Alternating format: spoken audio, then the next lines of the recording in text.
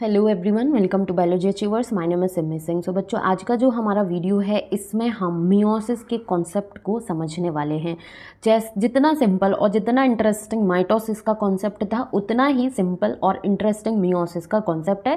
But ये जो पढ़ना होता है मियोसिस, इसमें थोड़ा सा इंटरेस्ट कम रहता है कि कौन मियोसिस 1 पढ़े, फिर कौन मियोसिस 2 पढ़े, उसमें भी मियोसिस 1 के प्रोफेज की सब फेजेस कौन पढ़े। लेकिन ये जितनी फेजेस आपको देखने को मिलती हैं, ये उतनी ही सिंपल है जितना आपका माइटोसिस का प्रोसीजर था। ये मैं आपको 100 का 200% गारंटी के साथ कह सकती हूँ, क्योंकि आप वीडियो पूरा अगर देखोगे पेशेंस के साथ में, सारी चीज़ें बहुत अच्छे से क्लियर होंगी और कॉन्सेप्ट भी आपको बहुत ईजी मिलेगा। हैंड रिटन नोट्स आपको टेलीग्राम चैनल पर ये मिल जाएंगे, जिससे इन फ्यूचर आप रिवाइज भी कर सकते हो।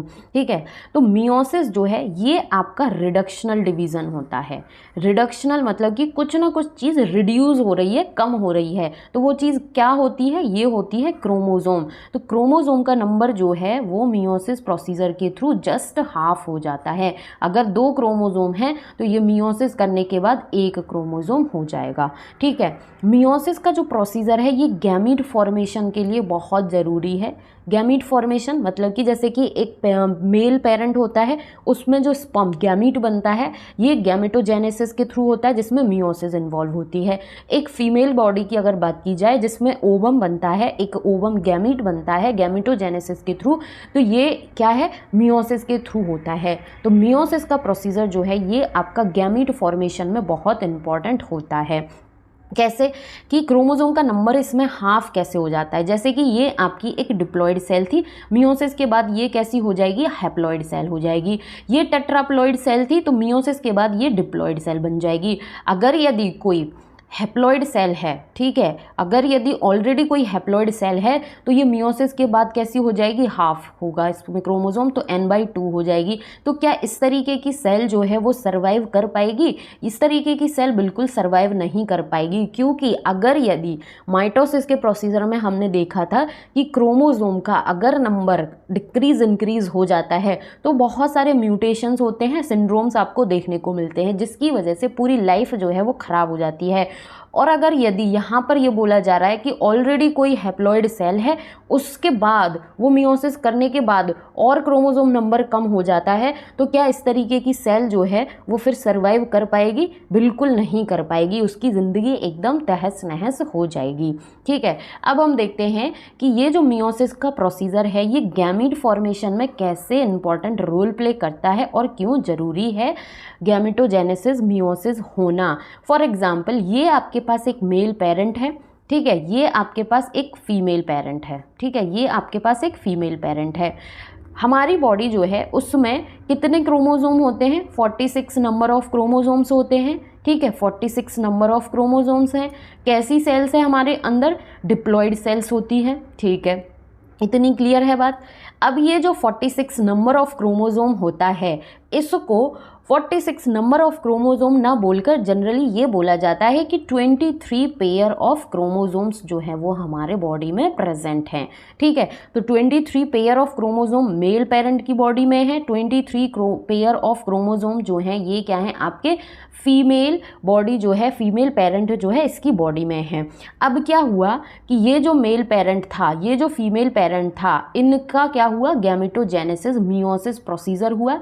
तो यहाँ पर हैप्लॉइड सेल बनेगी, ठीक है, हैप्लॉइड सेल बनेगी, यहाँ पर भी हैप्लॉइड सेल बनेगी। अब जब ये हैप्लॉइड सेल बनेंगी तो इसमें कितना क्रोमोसोम होगा? 23 नंबर ऑफ क्रोमोसोम होगा, क्योंकि मियोसिस के बाद क्रोमोसोम नंबर हाफ हो जाता है। ठीक है, ये एक हैप्लॉइड सेल बनी, ये एक हैप्लॉइड सेल बनी जिसमें 23 क्रोमोसोम थे, फीमेल में 23 क्रोमोसोम थे आपके किसमें? मेल पेरेंट में। जब ये हैप्लॉइड सेल्स बन गई, स्पर्म और ओवम बन गया, तो इनमें क्या होगा? फर्टिलाइजेशन होगा। ठीक है, हैप्लॉइड एक सेल और एक हैप्लॉइड, 2 हैप्लॉइड सेल्स मिलकर क्या बना देंगी? डिप्लॉइड सेल 2n बना देंगी। ये जो फर्टिलाइजेशन के बाद डिप्लॉइड सेल बनती है इसको बोला जाता है जाइगोट।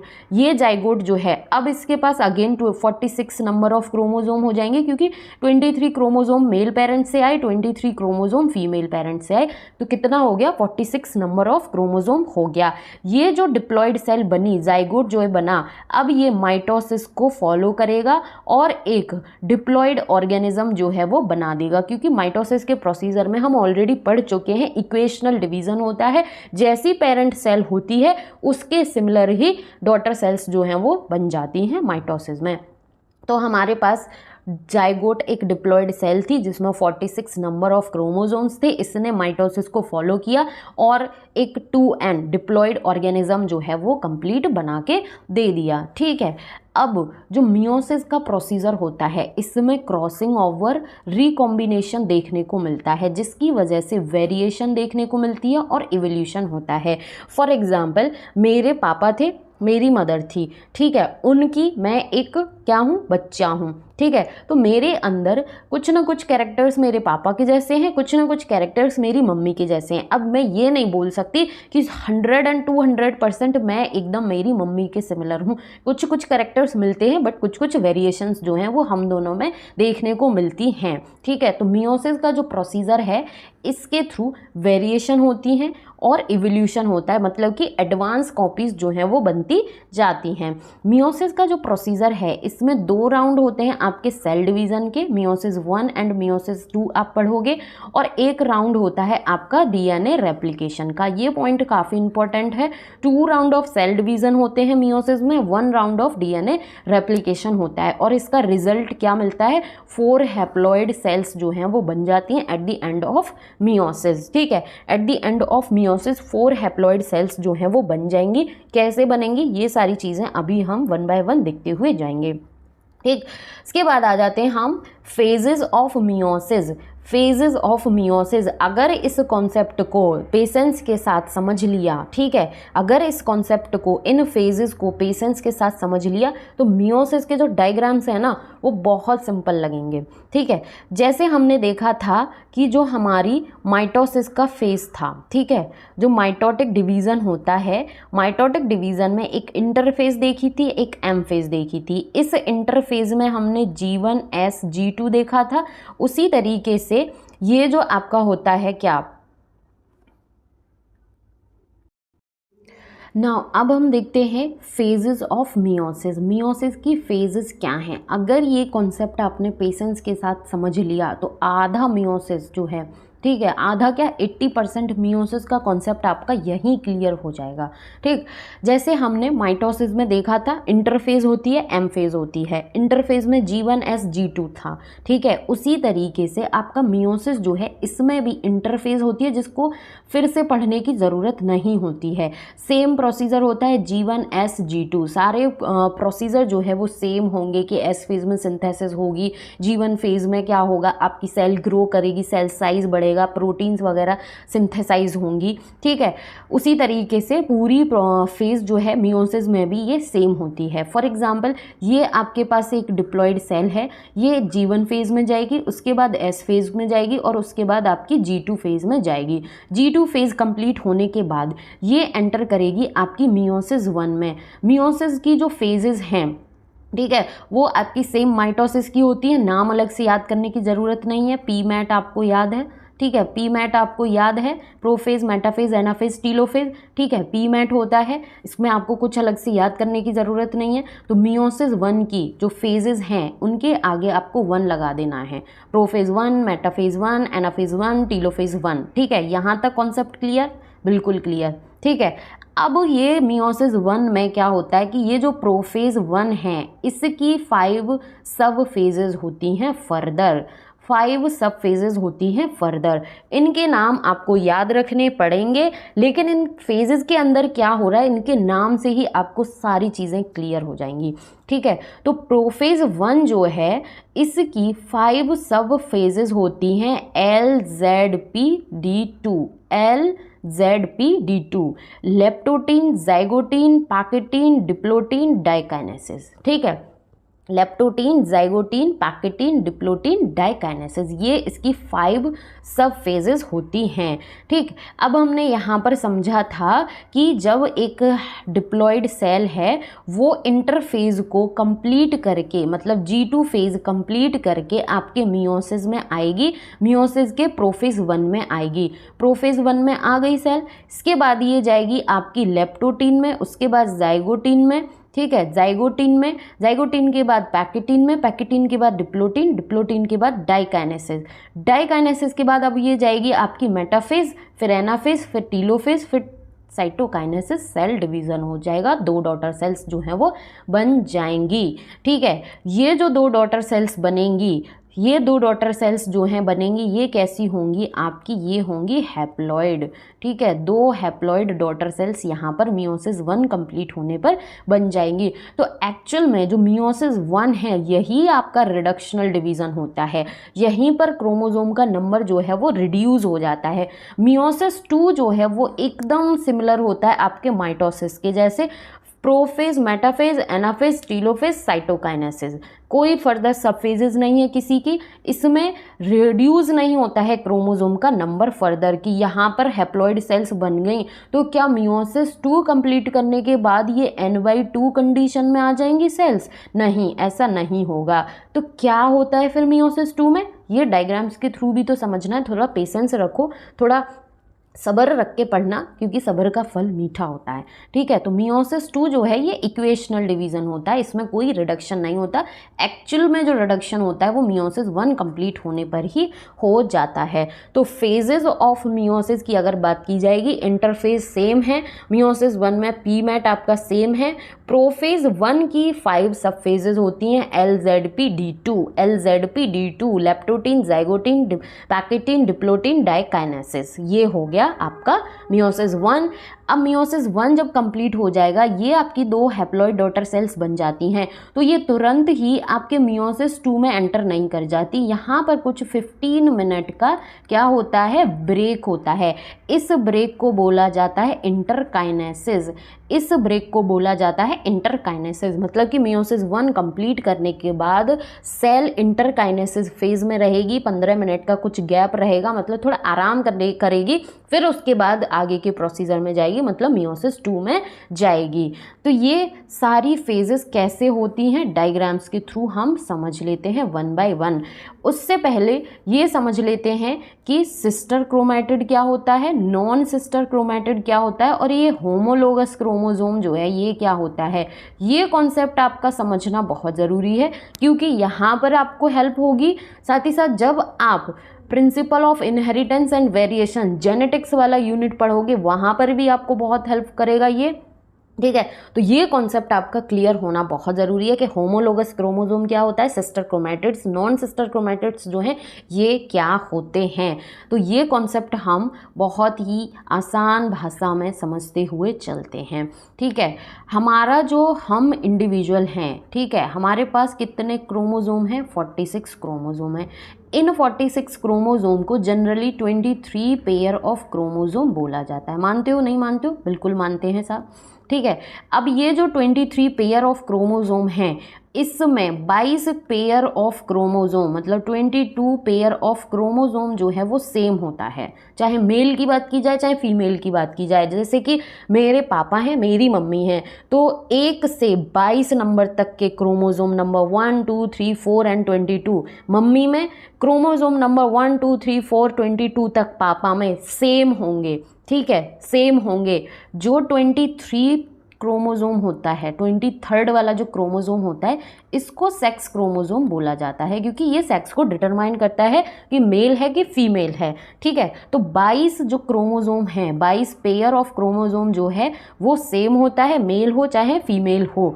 फॉर एग्जाम्पल यहाँ पर आप देख रहे हो कि 2 क्रोमोसोम के स्ट्रक्चर हमें दिख रहे हैं। ये वाला जो क्रोमोसोम है और ये वाला जो क्रोमोसोम है, ये क्रोमोसोम नंबर 1 है, ये भी क्रोमोसोम नंबर 1 है, ये भी क्रोमोसोम नंबर 1 है।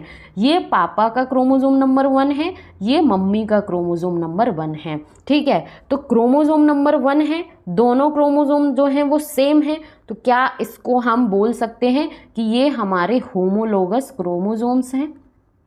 ठीक है, क्या हम इसको बोल सकते हैं कि ये हमारे होमोलोगस क्रोमोसोम्स हैं? बिल्कुल बोल सकते हैं, क्योंकि क्रोमोसोम नंबर 1 पापा का है, क्रोमोसोम नंबर 1 ही मम्मी का है। अगर यदि ऐसा होता कि क्रोमोसोम नंबर 1 पापा का है लेकिन क्रोमोसोम नंबर 2, 3, 4, 5 XYZ 22 तक में कोई सा भी होता मम्मी का, तो फिर हम नहीं बोल सकते थे कि ये हमारे होमोलोगस क्रोमोसोम्स हैं। लेकिन अगर यहाँ पर ये क्रोमोसोम नंबर 2 पापा का होता, क्रोमोसोम नंबर 2 ही मम्मी का होता, तब हम बोल देते कि हाँ ये हमारे होमोलोगस क्रोमोसोम्स हैं, सेम होने चाहिए। 1 मम्मी का तो 1 पापा का, 2 पापा का तो 2 मम्मी का, ठीक है। तो इनको बोला जाता है आपका होमोलोगस क्रोमोसोम्स, ठीक है। जैसे ये पापा का क्रोमोसोम नंबर 1 है, ठीक है, एक क्रोमेटिड ये है, एक क्रोमेटिड ये है। जब इस और इस वाले क्रोमेटिड की बात की जाएगी, पापा के क्रोमोसोम में 2 क्रोमेटिड जो हैं, इन दोनों ही क्रोमेटिड की बात की जाएगी तो ये आपके सिस्टर क्रोमेटिड कहलाएंगे। वैसे ही मम्मी के क्रोमोसोम में अगर इस क्रोमेटिड की और इस क्रोमेटिड की बात की जा रही है, मतलब कि मम्मी के क्रोमोसोम के दोनों क्रोमेटिड की बात की जा रही है, तो ये हमारे सिस्टर क्रोमेटिड्स कहलाएंगे, ठीक है। वहीं अगर यदि हम बात कर रहे हैं कि एक क्रोमेटिड तो हमारे पापा का है और एक क्रोमेटिड हमारे मम्मी के क्रोमोसोम वाला है, ठीक है, और इन दोनों क्रोमेटिड की बात की जाएगी कि एक क्रोमेटिड पापा का और एक क्रोमेटिड मम्मी का,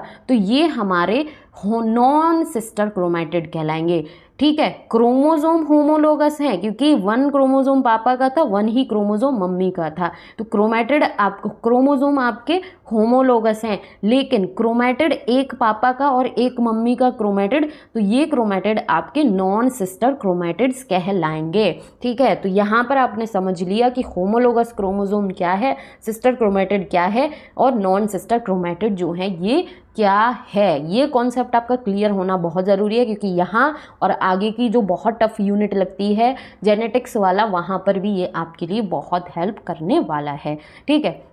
अब इसके बाद हम चलते हैं अपने मियोसिस भैया की फेजेस को पढ़ने, ठीक है, मियोसिस की फेजेस को पढ़ने। मियोसिस 1 में हमने इंटरफेज देख ली थी, G2 फेज कंप्लीट कर चुकी है हमारी सेल, ठीक है। ये हमारी सेल जो है G2 फेज कंप्लीट कर चुकी है, ये नेक्स्ट फेज में जाने को तैयार है प्रोफेज 1 में, ठीक है। तो प्रोफेज 1 जो है, अगर यदि इसके स्ट्रक्चर को आप देखोगे, इसके स्ट्रक्चर की अगर बात की जाए तो ये आपका इस तरीके से सेल का जो है क्या है, न्यूक्लियस है और ये सेल का स्ट्रक्चर है, ठीक है। इस न्यूक्लियस के अंदर ये आपको क्रोमोसोम्स दिख रहे हैं, ठीक है, ये इसके अंदर आपको क्रोमोसोम्स जो हैं वो दिख रहे हैं। सेल साइटोप्लाज्म जो है इसमें सेंट्रियोल डुप्लीकेशन होगा, ये एस फेज में कंप्लीट हो चुका था, ठीक है। प्रोफेज में हम देखते हैं कि जो डीएनए है वो कंडेंस होना स्टार्ट हो जाता है। तो बिल्कुल यहाँ पर आपने सारी चीज़ें देख ली कि प्रोफेज 1 में हमने देख लिया कि क्रोमोसोम जो हैं वो अच्छे खासे कंडेंस हो चुके होंगे, ठीक है। और सेंट्रोसोम जो हैं ये अपोजिट पोल्स पर मूव करना स्टार्ट कर देंगे। तो कंडेंसेशन जो है क्रोमोसोम्स का वो स्टार्ट हो जाता है प्रोफेज में, ठीक है। प्रोफेज 1 के लेप्टोटीन स्टेज की बात की जा रही है, ठीक है। प्रोफेज 1 में 5 सब फेजेस हैं, जिसमें लेप्टोटीन जो है उस फेज की बात की जा रही है कि क्रोमोसोम जो है उनमें कंडेंसेशन स्टार्ट हो जाएगा। अगर यदि आप इसको लाइट माइक्रोस्कोप के थ्रू देखोगे तो आपको स्ट्रक्चर जो है वो क्रोमोसोम का थोड़ा दिखना स्टार्ट हो जाएगा। सेंट्रियोल जो है, सेंट्रोसोम जिनको बोला जाता है, ये अपोजिट पोल्स पर मूव करना स्टार्ट कर जाएंगे। ऐसा ही तो हमने माइटोसिस के प्रोफेज में पढ़ा था, नहीं पढ़ा था, अर्ली प्रोफेज, लेट प्रोफेज, कि क्रोमोसोम्स जो हैं वो धीरे धीरे कंडेंस होना स्टार्ट हो जाएंगे। पूरा कंडेंसेशन नहीं होगा लेकिन प्रॉपर कंडेंसेशन लेट प्रोफेज तक आपको देखने को मिल रहा था। सेंट्रियोल्स जो हैं वो आपके अपोजिट पोल्स पर मूव कर रहे थे। तो क्या लेप्टोटीन में इस तरीके से नहीं दिख रहा है? क्या आप नहीं बोल सकते हो कि डीएनए जो है वो लिपटना शुरू हो रहा है, ठीक है, कंडेंस होना, जैसे कि एक ऊन, वुलन जिसे बोला जाता है, स्वेटर्स जो बनाए जाते हैं, देखा होगा कि हमारे मम्मी या दादी लोग जो हैं ठंड के टाइम पे स्वेटर बुनना स्टार्ट कर दी हैं, ठीक है। तो उसका जो वुलन होती है, ऊन जो होती है, अगर उसको इस तरीके से लपेटा जाएगा तो उसी को बोल दिया जाएगा लपेट रहे हैं। तो इसी तरीके से लेप्टोटीन में भी लपेटा जाता है क्रोमोसोम को, मतलब कि क्रोमोसोम धीरे धीरे कंडेंस होना स्टार्ट हो जाता है लेप्टोटीन में, ठीक है।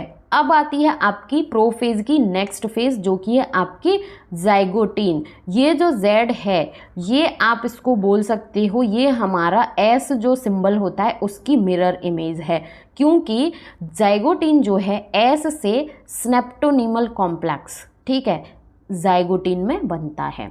S से स्नेप्टोनीमल कॉम्प्लेक्स जो है वो हमारा जाइगोटीन में बनता है, ठीक है। तो नेक्स्ट फेज जो है इसमें क्या होगी कि जो क्रोमोसोम हैं, ठीक है, ये कंडेंस होके प्रॉपर इस तरीके से आपको स्ट्रक्चर दिख जाएगा, ठीक है।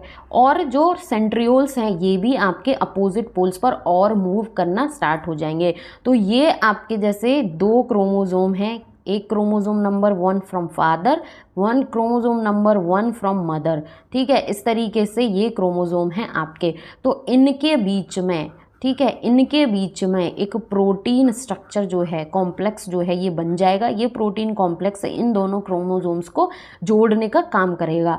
इस प्रोटीन कॉम्प्लेक्स को हम बोलते हैं स्नेप्टोनीमल कॉम्प्लेक्स जो है वो बनता है। तो स्नेप्टोनीमल Z जो है इसकी मिरर इमेज S बोल सकते हैं, S से आपका हो गया स्नेप्टोनीमल कॉम्प्लेक्स। तो स्नेप्टोनीमल कॉम्प्लेक्स जो है वो आपका जाइगोटीन जो स्टेज है वहाँ पर बनता है, ठीक है। जाइगोटीन स्टेज जो है यहाँ पर बनता है।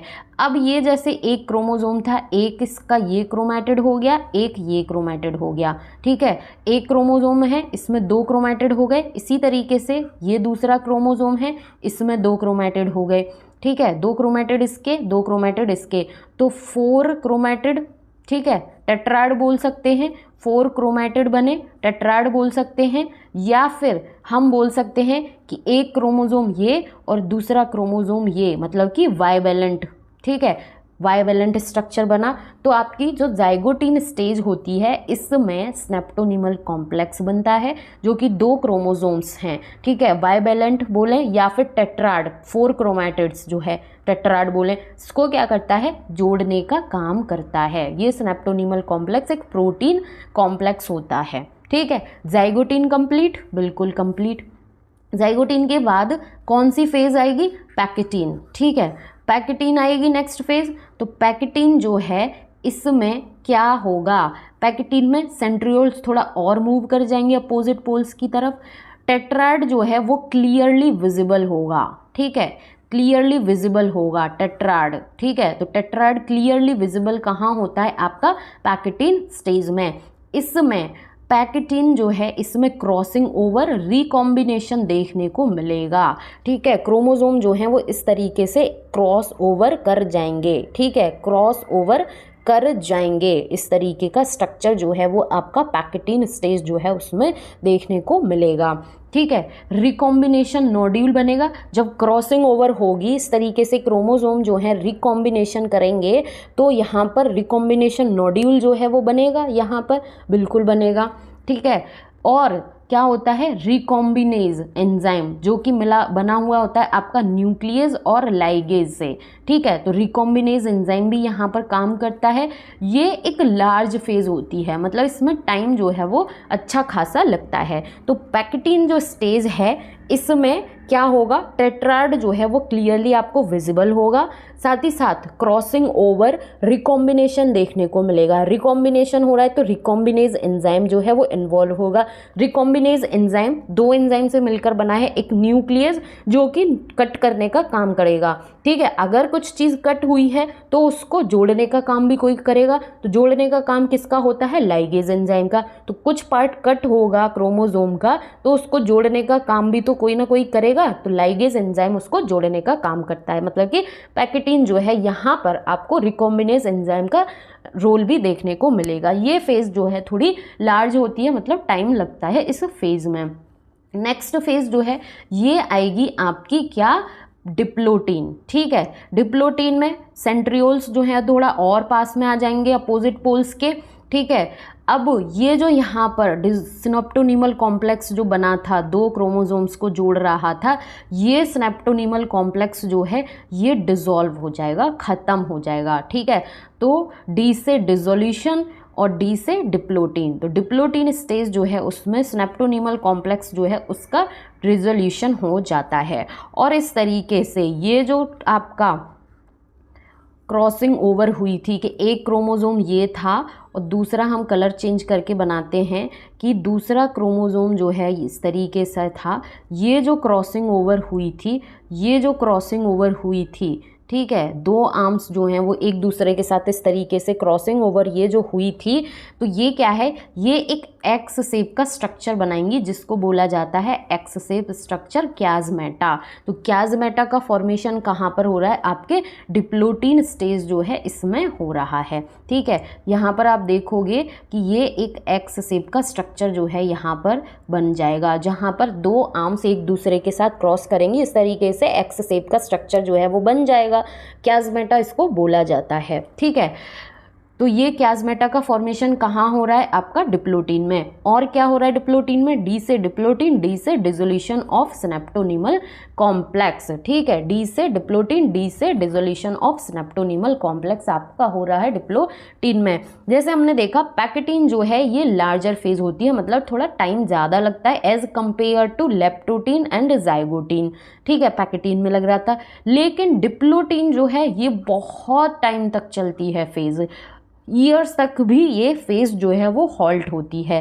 ठीक है, फॉर ईयर्स तक चलता है। जैसे कि कैसे चलता है, एक बहुत सारे सालों तक कैसे हॉल्ट होता है, जब एक फीमेल प्रेग्नेंट होती है, ठीक है, और उसके वूम में अगर बेबी जो है वो भी फीमेल चाइल्ड है, तो उस टाइम पर वो जो 9 महीने का पीरियड होता है प्रेगनेंसी का, उसी 9 मंथ में उस फीमेल बेबी की बॉडी में oocytes जो है उसका फॉर्मेशन स्टार्ट हो जाता है। ठीक है, प्रेगनेंसी के टाइम में oocytes जो हैं उसका फॉर्मेशन स्टार्ट हो जाता है। फीमेल बेबी का बर्थ हुआ, बर्थ होने के बाद जब वो फीमेल बेबी प्यूबर्टी की स्टेज पर पहुंचेगी, मतलब कि 13 to 14 ईयर्स की एज में पहुंचेगी, तब वो जो oocytes हैं मैच्योर होकर ओवम की फॉर्म में रिलीज़ होंगे, हमारे मेंस्ट्रुअल साइकिल में रिलीज़ होते हैं। तो आप देख रहे हो कि 13 to 14 ईयर्स तक ये जो स्टेज है, ये डिप्लोटीन स्टेज जो है ये हॉल्ट हो जाता है। ठीक है, तो ये फॉर ईयर्स तक क्या होता है, चलता है, फॉर ईयर्स तक हॉल्ट हो जाता है। कौन सा फेज, डिप्लोटीन फेज। अब इसके बाद आएगा आपका डायकाइनेसिस। ठीक है, डायकाइनेसिस, तो ये जो डायकाइनेसिस फेज है इसमें क्या होगा, जो क्याज़मेटा एक्स शेप, ये जो एक्स शेप स्ट्रक्चर बना था ये अब अलग हो जाएगा, तो क्याज़मेटा जो है ये डिसोसिएट हो जाएगा। ठीक है, इस तरीके का एक्स शेप स्ट्रक्चर जो बना था आपका डिप्लोटीन में, ठीक है, ये क्या हो जाएगा, डिसोसिएट हो जाएगा, अलग हो जाएगा। अब यहाँ पर क्या होगा कि जब एक्स शेप का स्ट्रक्चर बन रहा था, ठीक है, एक्स शेप का स्ट्रक्चर, ये जो स्ट्रक्चर बन रहा था, तो कुछ ये एक क्रोमोसोम था, ये एक क्रोमोसोम था, इनका एक्स शेप का स्ट्रक्चर बना। तो ये जो यहाँ पर एक्स शेप वाला जो पार्ट है, रिकॉम्बिनेशन नोड्यूल वाला जो पार्ट है, जैसा मैं यहाँ पर रब कर रही हूँ, तो कुछ क्रोमोसोम का एक, इस क्रोमोसोम का कुछ पार्ट न्यूक्लियस एंजाइम की हेल्प से कट होगा। ठीक है, और इस वाले क्रोमोसोम पर जाकर अटैच हो जाएगा, लाइगेज एंजाइम की हेल्प से जुड़ जाएगा। सेम उसी तरीके से इस वाले क्रोमोसोम का कुछ पार्ट जो है यहाँ से न्यूक्लियस एंजाइम की हेल्प से कट होगा और लाइगेज एंजाइम की हेल्प से यहाँ पर क्या होगा, जुड़ जाएगा। तो थोड़ा थोड़ा क्रोमोसोम का पार्ट जो है क्या होगा, एक्सचेंज होगा। जैसा कि अब आप यहाँ पर स्ट्रक्चर में देख सकते हो कि हमारे पास क्या था, हमारे पास ये एक क्रोमोसोम था फादर से, क्रोमोसोम नंबर 1 था मदर से। जब इनमें इस तरीके से ये एक्स शेप का स्ट्रक्चर बना था, इस तरीके से एक्स शेप का स्ट्रक्चर जो है बना था यहाँ पर, तो यहाँ पर दोनों क्रोमोसोम्स का कुछ ना कुछ अमाउंट जो है वो क्या होगा, एक्सचेंज हो जाएगा। जैसे कि आप देख सकते हो कि ये हमारे पास ग्रीन कलर से क्रोमोसोम नंबर फादर से 1 है। ठीक है, और इसमें यहाँ पर आप देख सकते हो कि कुछ पार्ट जो है वो पिंक कलर से ड्रॉ कर रखा है। तो कुछ पार्ट, ये जो क्रोमोसोम नंबर 1 मदर का था, यहाँ से कट होकर फादर के क्रोमोसोम में चला गया। ठीक है, उसी तरीके से कुछ पार्ट जो है क्रोमोसोम नंबर 1 जो फादर का था, इससे कट होकर हमारे क्रोमोसोम नंबर 1 मदर के क्रोमोसोम में आ गया। यहाँ पर आप देख सकते हो ग्रीन कलर का कुछ कुछ पार्ट आ गया है। ठीक है, तो इस तरीके से क्रोमोसोम का कुछ कुछ अमाउंट जो है वो क्या हो गया, एक्सचेंज हो गया। तो डायकाइनेसिस जो है इसमें आप देखोगे कि ये जो एक्स शेप का स्ट्रक्चर बना था, मतलब कि अमाउंट जो है कुछ कुछ पार्ट जो है क्रोमोसोम्स का एक्सचेंज होकर जुड़ चुका है। ये पूरा प्रोसीजर होने के बाद आपके डाइकाइनेसिस जो स्टेज है इसमें ये एक्स शेप का स्ट्रक्चर भी डिसोसिएट हो जाता है। ठीक है, डिसोसिएट हो जाता है। उसके बाद आपकी आएगी मेटाफेज 1। ठीक है, प्रोफेज की सारी फेजेस कंप्लीट हो गई हैं कि सबसे पहले लेप्टोटीन में डीएनए जो है वो लिपटा, मतलब कि कंडेंस होना स्टार्ट हुआ। सेंट्रियोल्स जो हैं वो अपोजिट पोल्स पर मूव करना स्टार्ट कर गए। उसके बाद क्या थी, जाइगोटीन, जिसमें स्नैप्टोनिमल कॉम्प्लेक्स बना, जिसने दोनों क्रोमोसोम्स जो हैं उनको जोड़ने का काम करा। टेट्राड का जोड़ना या फिर बाइवेलेंट बोले उसको जोड़ने का काम किया। फिर आई आपकी पैकेटीन। पैकेटीन में एक्स शेप का स्ट्रक्चर बना, ठीक है, जिसको क्याजमेटा बोला गया। रिकॉम्बिनेशन नोड्यूल क्रॉसिंग ओवर हुई, रिकॉम्बिनेशन हुआ। रिकॉम्बिनेज एंजाइम ने अपना रोल प्ले किया कि कुछ पार्ट इस क्रोमोसोम का कट किया और दूसरे पर जोड़ दिया, कुछ पार्ट इस क्रोमोसोम का कट किया और इस वाले क्रोमोसोम पर जोड़ दिया। ये सब आपने देख लिया था अपना किसमें, पैकेटीन में। फिर आई आपकी डिप्लोटीन। डिप्लोटीन में आपने देखा कि जो आपका ये जो बना था, क्या आपका जो स्ट्रक्चर था, जो स्नैप्टोनिमल कॉम्प्लेक्स वगैरह बना था डिप्लोटीन में, ये डिज़ोल्व हो गया था, एक्स शेप का स्ट्रक्चर बन गया था। ये ईयर्स तक हॉल्ट हो सकती है।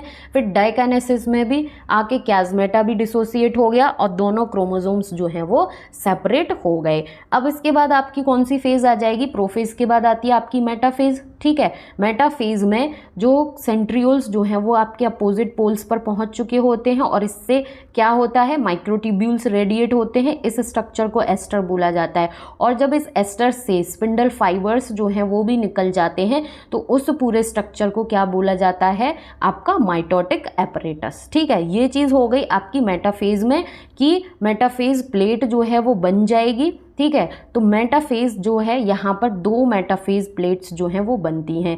एक इस तरीके के क्रोमोसोम्स की बनेगी, क्रोमोसोम नंबर 1 फ्रॉम फादर, ठीक है, और एक प्लेट आपकी क्रोमोसोम नंबर 1 फ्रॉम मदर। इस तरीके से एक मेटाफेज प्लेट ये हो गई, दूसरी मेटाफेज प्लेट जो है वो इस तरीके से यहाँ बनेगी। तो मियोसिस में, मियोसिस के मेटाफेज 1 जो है यहाँ पर आपको 2 मेटाफेजिक प्लेट देखने को मिलती हैं। होमोलोगस क्रोमोसोम्स जो हैं ये क्या हो गए, आपके सेपरेट हो गए। स्पिंडल फाइबर्स जो है यहाँ पर आकर अटैच हो गए। तो स्पिंडल फाइबर्स जो हैं वो कहाँ पर आकर अटैच होते हैं, ये जो सेंट्रोमियर होता है इस पर एक डिस्क शेप प्रोटीन स्ट्रक्चर होता है। इस डिस्क शेप प्रोटीन स्ट्रक्चर को क्या बोलते हैं हम, काइनेटोकोर बोलते हैं। इस काइनेटोकोर से आकर स्पिंडल फाइबर्स जो हैं वो अटैच हो जाते हैं। इस काइनेटोकोर स्ट्रक्चर से स्पिंडल फाइबर्स आकर अटैच हो जाते हैं। तो ये हो गई आपकी मेटाफेज 1 कंप्लीट। ठीक है, इसके बाद आ जाएगी आपकी क्या, एनाफेज 1। ठीक है, एनाफेज 1 जो है इसमें क्या होगा कि क्रोमोसोम्स जो हैं वो स्पिंडल फाइबर्स इन क्रोमोसोम्स को अपने अपने पोल्स पर खींचना शुरू कर देंगे। खींचातानी स्टार्ट हो जाएगी, ऑलमोस्ट अपने अपने अपोजिट पोल्स पर पहुंच जाएंगे हमारे होमोलोगस क्रोमोसोम्स जो हैं। ठीक है, उसके बाद आएगा एनाफेज के बाद टीलोफेज, जहां पर एक सेल से 2 सेल बन जाएंगी। ठीक है, दोनों क्रोमोसोम्स जो हैं वो अपने पोल पर पहुंच जाएंगे और इन क्रोमोसोम के ऊपर क्या आ जाएगा, आपका nuclear envelope, Golgi apparatus, endoplasmic reticulum, ये सारे स्ट्रक्चर्स रीफॉर्म होंगे जैसा हमने माइटोसिस में देखा था। और बीच से, अगर एनिमल सेल है तो फरो फॉर्मेशन के थ्रू ये बीच से कट हो जाएगी और इससे हमारे पास क्या होंगी, 2 डॉटर सेल्स बन जाएंगी। तो मियोसिस हमने स्टार्ट किया था 2n डिप्लॉयड सेल से और हमारे पास हैप्लॉयड 2 डॉटर सेल्स जो हैं वो बन जाएंगी। जैसा कि आप यहाँ पर देख सकते हो कि ये हमारे पास 2 डॉटर सेल्स बन गई है। ठीक है, हैप्लॉयड 2 डॉटर सेल्स इस तरीके से बन गई। ये 2 डॉटर सेल्स जो हमारा मियोसिस 1 के साइटोकाइनेसिस प्रोसीजर कंप्लीट होने के बाद 2 डॉटर सेल्स जो हमें ये मिलेंगी, अब ये इंटरकाइनेसिस फेज में 15 मिनट के लिए क्या करेंगी, रेस्ट करेंगी। 15 मिनट का टाइम कंप्लीट होगा, उसके बाद ये नेक्स्ट फेज मियोसिस 2 में एंटर कर जाएंगी ये दोनों डॉटर सेल्स। ठीक है, तो यहाँ पर आप देख सकते हो कि जो मियोसिस 1 में, ठीक है, क्रोमोसोम का रिडक्शन हो गया था, ठीक, और उसके बाद दोनों क्रोमोसोम्स में कुछ कुछ पार्ट एक्सचेंज हो गया था, जैसे यहाँ पर ये आप कलर से देख सकते हो, यहाँ पर दूसरे कलर से देख सकते हो, ठीक है। ये हो गई आपकी 2 डॉटर सेल्स। अब ये 2 डॉटर सेल्स मियोसिस 2 के प्रोफेज 1 में जाएंगी। प्रोफेज 1 में क्या होगा, ठीक है, प्रोफेज 1 में क्या हमने देखा था माइटोसिस के केस में कि डीएनए जो है वो थोड़ा बहुत कंडेंस होता है, मतलब लेट प्रोफेज तक प्रॉपर कंडेंसेशन हो जाती है और सेंट्रियोल्स जो है वो अपोजिट पोल्स पर मूव करना स्टार्ट कर जाते हैं। तो प्रोफेज 2 जो है यहाँ पर भी यही होगा कि मियोसिस 1 कंप्लीट होने के बाद जो ये हमारी 2 डॉटर सेल्स बनी हैं, इनमें जो डीएनए है वो पूरा डीकंडेंस नहीं होता है, थोड़ा बहुत जो डीकंडेंसेशन होती है वो प्रोफेज 2 में कंडेंसेशन कंप्लीट हो जाती है, और ये जो सेंट्रियोल्स हैं, ये जो सेंट्रोजोम जो होते हैं, ये अपोजिट पोल्स पर फिर से मूव करना स्टार्ट कर देते हैं। तो ये हो गई आपकी प्रोफेज 2, बिल्कुल माइटोटिक डिवीजन के प्रोफेज के सिमिलर है, ठीक है। ये आपकी प्रोफेज 2 स्टार्ट हो गई, ठीक है। अब आएगी आपकी मेटाफेज 2। मेटाफेज में क्या हो रहा था, आपके जो स्पिंडल, ये जो सेंट्रियोल थे, ये अपोजिट पोल्स पर पहुंच चुके होते हैं, इससे माइक्रोट्यूब्यूल्स रेडिएट होते हैं, एस्टर बनता है और उससे भी स्पिंडल फाइबर्स निकलते हैं, माइटोटिक एपरेटस बनता है, ठीक है। तो ये स्ट्रक्चर बन गया। क्रोमोसोम्स जो हैं वो मेटाफेज प्लेट पर अलाइन हो जाते हैं, इस तरीके से मेटाफेजिक प्लेट जो है वो बन जाती है। तो ये हो गई आपकी मेटाफेज कंप्लीट। यहाँ पर मेटाफेज 2 जो है वो कंप्लीट हो गया, बिल्कुल माइटोसिस डिवीजन की तरह सारी चीज़ें चल रही हैं। अब क्या होगा कि ये जो स्पिंडल फाइबर्स हैं, ये एक एक क्रोमैटिड्स को अपने पोल्स पर खींचने का काम करेंगे। नीचे वाला जो स्पिंडल फाइबर है ये इसको नीचे की तरफ खींचेगा, ऊपर वाला जो स्पिंडल फाइबर है ये ऊपर वाले क्रोमैटिड को ऊपर की तरफ खींचना शुरू करेगा। तो ये जो सेंट्रोमियर होता है, इस तरीके से ये जो सेंट्रोमियर होता है, इससे क्रोमैटिड्स जो हैं, ये सिस्टर क्रोमैटिड्स अटैच होती हैं। तो सेंट्रोमियर जो है ये बीच से फट जाता है। जब बीच से फट जाता है तो एक क्रोमैटिड ऐसे और दूसरा क्रोमैटिड इस तरीके से सेपरेट हो जाता है, ठीक है। तो मेटाफेज में मेटाफेजिक प्लेट बन जाएगी। उसके बाद आपकी एनाफेज आएगी। एनाफेज जब आएगी, ठीक है, एनाफेज जब आएगी आपकी, तो इस तरीके से खींचातानी होने के बाद क्रोमैटिड्स जो हैं ये सेपरेट हो जाएंगे। नीचे वाला क्रोमैटिड नीचे की पोल पर आ जाएगा, ऊपर वाला क्रोमैटिड जो है वो ऊपर के पोल पर चला जाएगा। दोनों डॉटर सेल्स में सेम इसी तरीके से प्रोसीजर होगा। और ये जो पार्ट एक्सचेंज हुआ है आपका, ठीक है, अब यहाँ पर आप देखो स्ट्रक्चर्स को मिलाकर थोड़ा सा हम इस तरीके से कर लेते हैं कि ये वाला जो हमारा क्रोमोसोम है, इसमें ऊपर वाला क्रोमैटिड जो है वो पूरा ग्रीन है, ठीक है, पूरा ग्रीन है। तो ये वाला क्रोमैटिड आपका कैसा, पूरा ग्रीन दिखेगा। नीचे वाला क्रोमैटिड जो था, इसमें कुछ पार्ट एक्सचेंज हुआ था दूसरे क्रोमोसोम का इस तरीके से, तो ये क्रोमोसोम जो है, क्रोमैटिड जो है वो आपको इस तरीके से दिखेगा। सेम इस तरीके से दूसरे डॉटर सेल में भी होगा कि ऊपर वाला क्रोमैटिड पूरा सेम है, तो ये इस तरीके से यहाँ पर आपने देख लिया पूरा का पूरा पिंक कलर का है। नीचे वाला जो क्रोमैटिड है उसमें कुछ पार्ट एक्सचेंज हुआ था दूसरे क्रोमोसोम का, ठीक है। तो यहाँ पर आप देखोगे कि पिंक और ग्रीन का कॉम्बिनेशन आपको दिख रहा है, ठीक है, पिंक और ग्रीन का कॉम्बिनेशन जो है यहाँ पर आपको दिख रहा है, ठीक। तो एनाफेज में आप देखोगे कि क्रोमैटिड्स जो हैं वो अपने अपने पोल्स पर पहुंच चुके हैं। ये वाला क्रोमैटिड पूरा का पूरा आपको ग्रीन दिख रहा है। ये वाला जो क्रोमैटिड है इसमें ग्रीन और पिंक, मतलब कि 2 क्रोमोसोम का कॉम्बिनेशन दिख रहा है। इस वाले में आप देखोगे ये पूरा का पूरा पिंक क्रोमैटिड है। ये जो नीचे वाले पोल का क्रोमैटिड है इसमें आपको पिंक एंड ग्रीन का कॉम्बिनेशन दिख रहा है। जब टीलोफेज आएगी, ठीक है, तो टीलोफेज में ये सेल जो है वो फरो फॉर्मेशन, अगर एनिमल सेल है तो फरो फॉर्मेशन के थ्रू बीच से कट जाएगी। अब क्या होगा, 2 से 4 डॉटर सेल्स बन जाएंगी, 4 डिफरेंट गैमीट्स, 4 डॉटर सेल्स बन जाएंगी, ठीक है। तो ये 4 डॉटर सेल्स कैसी होंगी, एक ऐसी सेल होगी जिसमें ओनली ये वाला पार्ट होगा, ठीक है। यहाँ पर आप देख सकते हो पूरा का पूरा क्रोमोसोम जो है वो सेम है। दूसरी डॉटर सेल ऐसी होगी जिसमें कॉम्बिनेशन होगा ग्रीन एंड पिंक का, ठीक है, ग्रीन एंड पिंक का। फिर एक डॉटर सेल ऐसी होगी जिसमें ओनली पिंक पिंक होगा। फिर एक डॉटर सेल ऐसी होगी जिसमें पिंक एंड ग्रीन का कॉम्बिनेशन होगा, पिंक एंड ग्रीन का कॉम्बिनेशन होगा। तो इस तरीके से आप देख सकते हो कि जो 4 डॉटर सेल्स बनी हैं मियोसिस कंप्लीट होने के बाद, मियोसिस 2 कंप्लीट होने के बाद, ये चारों की चारों डॉटर सेल्स जो हैं वो कैसी हैं, डिफरेंट हैं, ठीक है। 4 डॉटर सेल्स जो हैं ये एकदम डिफरेंट हैं। तो at the end of meiosis 2 4 different type of gamete बोल सकते हैं, या फिर 4 different type of daughter cells जो हैं वो बन जाती हैं, जिससे क्या होता है, वेरिएशन देखने को मिलती है, जिससे क्या होता है, इवोल्यूशन होता है, ठीक है। तो आपने देख लिया कि मियोसिस 1 जो है वहीं पर सिर्फ रिडक्शन हुआ था आपके क्रोमोसोम का, ठीक है। क्रोमोसोम का जो एक्चुअल में रिडक्शन जो है वो कहाँ पर हुआ था, आपके मियोसिस 1 में। मियोसिस 2 जो है बिल्कुल आपने माइटोसिस का जो प्रोसीजर होता है उसके जैसा देख लिया, ठीक है। अगर यदि बात की जाती है कि मियोसिस का सिग्निफिकेंस क्या होता है, तो मियोसिस में जो हमारा रिजल्ट मिलता है वो क्या होता है, रिडक्शन ऑफ क्रोमोसोम नंबर, ठीक है। क्रोमोसोम का रिडक्शन हो जाता है, क्रोमोसोम नंबर जो है वो कितना हो जाता है, हाफ हो जाता है। इंक्रीज द जेनेटिक वेरिएशन, अब आपने देखा कि जो 4 डिफरेंट डॉटर सेल्स बनी थी, चारों अलग थी, ठीक है। जेनेटिक वेरिएशन देखने को मिली, बिल्कुल मिली। वेरिएशन जो है वो बहुत ज़्यादा इम्पॉर्टेंट है इवोल्यूशन के प्रोसीजर के लिए, बेटर चीज़ें बनाने के लिए वेरिएशन जो है वो बहुत ज़्यादा ज़रूरी है। तो इस तरीके से हमारा मियोसिस का जो टॉपिक है वो आपका कंप्लीट हो गया है। आई होप कि ये सीक्वेंस, ये जो टॉपिक है वो आपको बहुत अच्छे से समझ में आया हो। अगर फिर भी कोई डाउट है तो कमेंट सेशन में आप अपना कमेंट करके डाउट क्लियर कर सकते हैं, या फिर कल हम इसके लाइव PYQs करने वाले हैं, क्वेश्चन प्रैक्टिस करने वाले हैं इस पर्टिकुलर चैप्टर की, तो वहाँ पर आप ज्वाइन करके अपने डाउट जो हैं वो क्लियर कर सकते हैं। Thank you so much for watching.